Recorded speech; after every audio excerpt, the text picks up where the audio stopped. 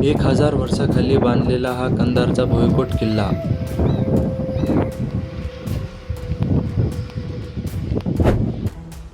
Hello मित्रांनो, तर आज आपण आलो आहोत एका अशा ठिकाणी जिथे प्रत्येक दगडामध्ये एक इतिहास दडलेला आहे.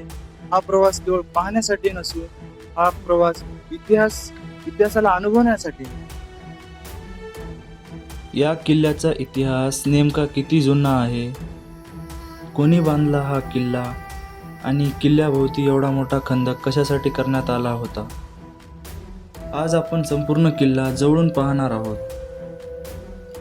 ह्या किल्ल्याची उभारणी 10व्या शतकात राष्ट्रकूट राजा कृष्ण तिसरा याने केली.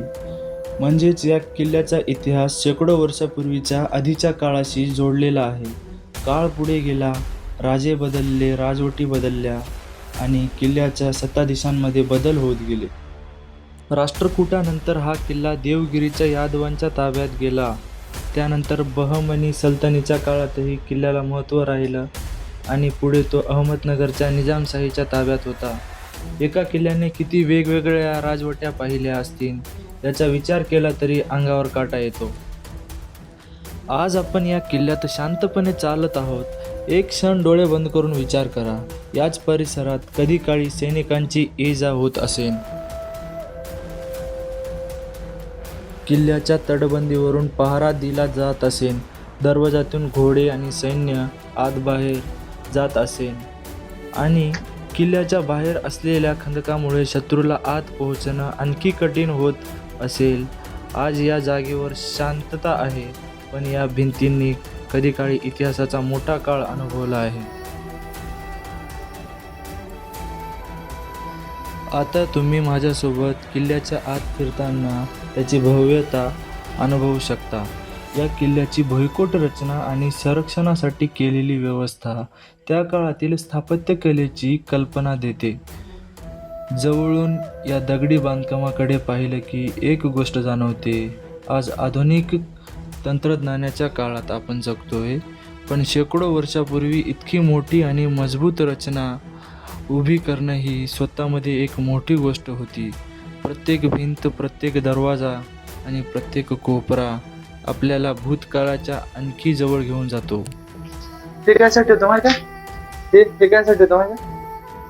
ते इथून तोफ ठेवत गेले, ते सैनिक बिनिक आले, डायरेक्ट तोफ.